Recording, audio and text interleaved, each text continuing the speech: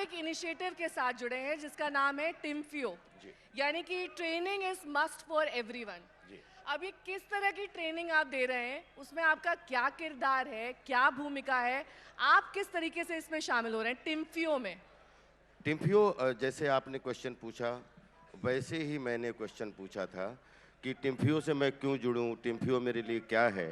और 20 साल से 25 साल से आपने कॉमेडी में और फिल्मों में बहुत देखा है, लेकिन बोलते हैं ना कि मस्खरागिरी के साथ में थोड़ी थोड़ी कभी कभी मशविरागिरी का भी मैच खेल लाना चाहिए। तो आज मशविरागिरी का मैच खेलने आया हूँ। टिम्फ्यो ने हमें training is must for everyone, यानी प्रशिक्षण सबके लिए बहुत ज़रूरी है।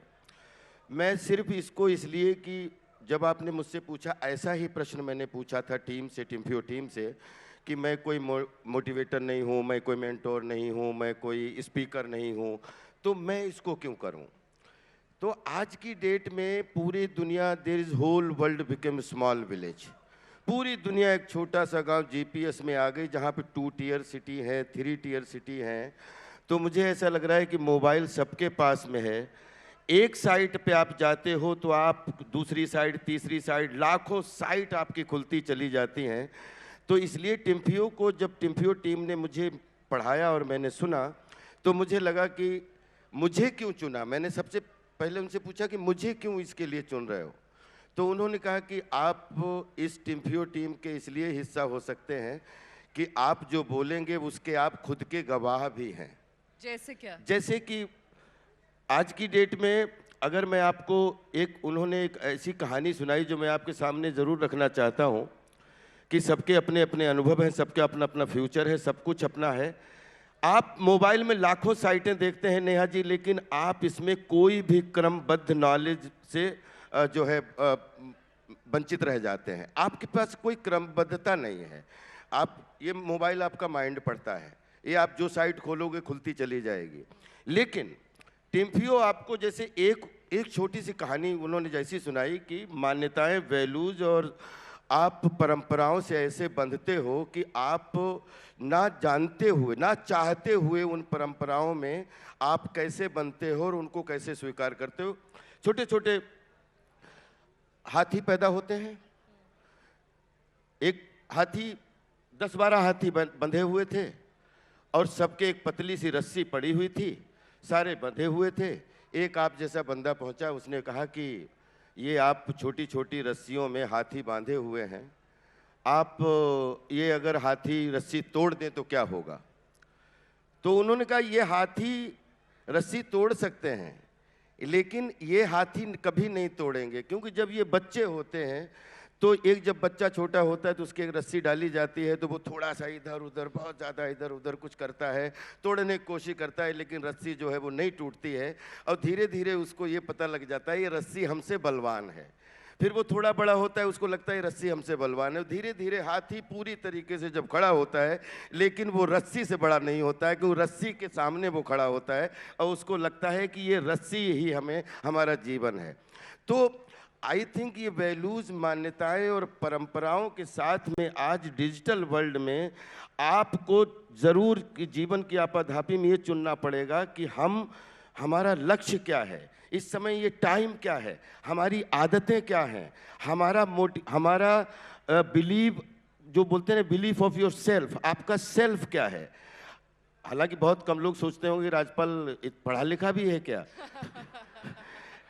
लेकिन और चेंज ऑफ योर सेल्फ, ये 5 चीज़ों की कुछ ऐसी बातें की हैं कि इसमें ऐसी कोई लाइन आपको नहीं मिलेगी जो आपने लाखों बार ना सुनी हो।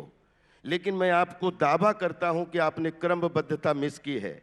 और अगर क्रमबद्ध तरीके से आप अपने लक्ष्य को पूरा करने चाहते हो तो आप विश्वास करिए, इनको एक बार इन लाइनों को ज़रूर सुनिएगा। मुझे लगता है पूरे देश दुनिया के 2 टियर 3 टियर के बच्चे अगर इनको सुनेंगे और 5 लाइनें भी अगर इनकी याद रह गई तो 100% उनका जीवन बदलेगा।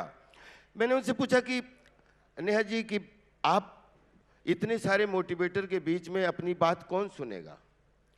लेकिन उन्होंने एक ऐसी लाइन बोल दी कि सफलता, हर आदमी दुनिया में सफलता पाना चाहता है, सफलता की होड़ लगी हुई है, लेकिन असफलता के पीछे कितनी बड़ी असफलता है उसको जीना नहीं चाहता है। जीत, हर आदमी जीत का हार पहनना चाहता है, लेकिन हार का हार कोई नहीं पहनना चाहता है। जब तक हार का हार नहीं पहनोगे तब तक जीत का तिलक माथे पे नहीं लगा पाओगे। जैसे मैं आपको एक छोटा सा उदाहरण देता हूँ कि कितना बड़ा लाइन का मीनिंग है कि 4 मेढक 5 मेढक थे, 5 मेढक थे, एक पेड़ बैठे थे। एक मेढक बता, भाई सुनो सुनो सुनो, एक फैसला किया है कि मैं यहाँ से जंप मार रहा हूँ, कूद रहा हूँ। तो दूसरा बोलता है अब कितने बचे भाई? तो बोले 4 बचे। तो बोले कि 4 आपके हिसाब से, गणित के हिसाब से तो 4, एक ने तो फैसला कूदने का कर लिया, गणित के हिसाब से 4 बचे, लेकिन वो कूदा नहीं, उसने सोचा है, अभी भी 5 ही हैं। तो आप सोचिए कितना बड़ा मीनिंग बदलता है कि कूद ने फैसला सुना, सोचा।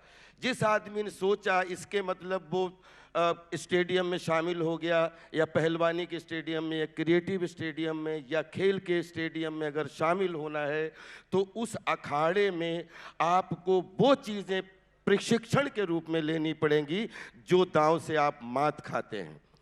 सॉरी, मैं आपकी आज ज़्यादा टाइम लूँगा नहीं, आपके लिए क्योंकि टिम्फियो पूरे देश दुनिया के लिए, जब मैं पहले सोचा था कि कोई ऐसी चीज़ बने जिसमें कुछ ऐसा हो पाए कि हमें मालूम है 2 टियर में, 3 टियर में लाखों राजपाल रहते हैं, लाखों धोनी रहते हैं, लाखों अब्दुल कलाम रहते हैं, लेकिन अगर उन्हें क्रमबद्ध प्लेटफॉर्म मिल जाएं तो इतने सच्चे और अच्छे होते हैं कि शहर के बच्चों से इंस्पिरेशन लेके वो भी अपने इस फील्ड में बहुत अच्छी उपयोगिता दिखा सकते हैं। रेडी स्क्रिप्ट रहती है या फिर उसमें आप अपना भी योगदान देते हैं? इस फिल्म में हम इस टिम्फियो जो एक 1.5 घंटे का कार्यक्रम है, इसमें मेरा कोई राइटिंग के पीछे कोई योगदान नहीं है। मैं, आप समझिए कि एक विद्यार्थी के रूप में इसको मैंने सुना और विद्यार्थी के रूप में इसको पेश किया है। और हो सकता है, क्योंकि मैं इसका फॉलोअर इसलिए बना कि शायद जो बच्चे, उदाहरण के लिए किस बच्चे ने कछुआ और खरगोश की कहानी नहीं सुनी होगी? सभी ने सुनी है। और उसका मीनिंग क्या लास्ट में आता है? ना मुझे खरगोश की कहानी बोलने की ज़रूरत है, ना मुझे कछुए की, कि लगातार निरंतर प्रयास करने से आपकी जीत होती है, यही मीनिंग आता है उसका। इसके बाद उसका मीनिंग शुरू होता है कि लगातार निरंतर प्रयास करने से जीत तो होती है, लेकिन अगर जीत का अहंकार हो जाए तो फिर एक ऐसी आराम मिलती है जिसमें आपके अहंकार की हार होती है, और उस सरलता रूपी जीत, सरलता रूपी कोशिश की जीत होती है, जिसमें खरगोश को अहंकार हो गया था कि अपन क्या थोड़ा आराम करते हैं, जीत ही लेंगे। तो जब जो चीज़, मंजिल आपको जितनी सरल लगती है, वो मंजिल उतनी ही कठिनता से, उतने ही हार्डवर्क से जब आप करेंगे, तब आपकी निरंतर जीत भी होगी और आप अहंकार से दूर भी रहेंगे। ये छोटी छोटी कहानियों के बीच में जो हम आपके माध्यम से, थैंक यू आज तक पूरी टीम, थैंक यू, आपने इस टिम्फियो कार्यक्रम को एक प्लेटफॉर्म साहित्य आज तक के माध्यम से दिया, और मैं आज एक गंभीर मशवरा आपके माध्यम से। अब आपके जीवन और करियर पे आ जाते हैं। जब आपको मैं देखती हूँ ना राजपाल जी, एक ही गाना मेरे जहन में आता है। करियर से करियर तो दुनिया को है। आज नेहा जी बोल लेने दो, प्रशिक्षण सबके लिए बहुत जरूरी है। प्रशिक्षण सबके लिए बहुत जरूरी है। प्रशिक्षण की एक कहानी और आपके माध्यम से, KFC सब लोग जानते हैं साहब, कोई प्रवचन वाली बात नहीं, वो उदाहरण दे रहा हूं जिन पे हम सोचते नहीं हैं। KFC, आप फोटो जिनका लगा देखते हैं, आप इनके बारे में जानते हैं? कर्नल सैंडर्स, ये शायद दुनिया के ऐसे इंसान हुए हैं जिन्होंने शायद 1000 बार शायद हार झेली है। आज उनका फोटो जो है दुनिया को KFC के रूप में प्रेजेंट हो रहा है, और हर आदमी, बच्चे को उनकी डिटेल नहीं मालूम, लेकिन बच्चे को उनकी दुकान मालूम है। आई थिंक ये जो सफलता,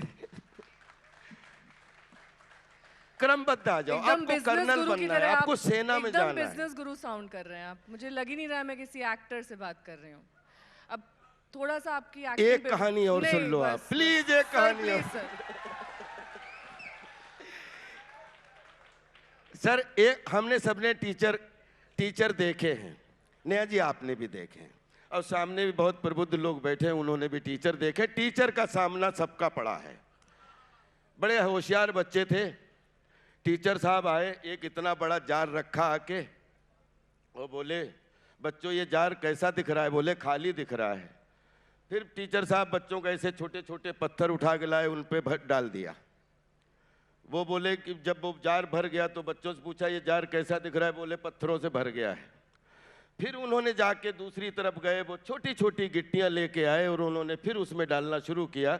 वो गिट्टियां भी अंदर अंदर कड़कड़ कड़कड़ कड़कड़ कड़कड़ कड़ इधर उधर से अपना स्थान बना रही थीं और उसके अंदर जा रही थीं। उन्होंने कहा बच्चों ये भर गया? तो बोले कि हाँ साहब ये भर गया। फिर वो रेता लेके आए और रेता से उन्होंने फिर उसमें डालना शुरू किया, तो पता लगा कि वो एक बोरी रेता भी चली गई उस जार में। अब ये 3 चीजें डाली और उन्होंने बच्चों से बोला कि बेटा इससे क्या सीखा? तो बोले कि पहले आपने पत्थर डाले, फिर आपने कंकड़ डाले, फिर आपने रेता डाली। बोले जीवन में अगर आपको उच्च शिक्षा पढ़नी है, चाहे आप किसी दुनिया के इंस्टीट्यूट में चले जाएं, लेकिन जिस दिन आपने पहले रेत निगेटिविटी और आपके अंदर कुकर्मों की अलग अलग आपकी थिंकिंग की रेता अगर जार में पहले पूरी भर दी तो एक पत्थर भी उसमें नहीं आएगा। तो आप अपने पहले जार में अपने परिवार रूपी पहले पत्थर को जगह दीजिए, अपने समाज को दीजिए, फिर उसके बाद में छोटी छोटी कंकड़ियों से उसके लक्ष्य भरिए, उसके कोने भरिए, ताकि आपको पॉजिटिव वाइब्रेशन मिले। और उसके बाद में जब जगह बच जाए पत्थरों से कंकड़ों से, तो रेता रूपी निगेटिविटी थोड़ी थोड़ी डाल के और उसको भरने की कोशिश करिए। जिंदगी में कितने भी उतार चढ़ाव आए, सफलता आपके हाथ लगेगी। ये बात अब जय बाबा राजपाल यादव।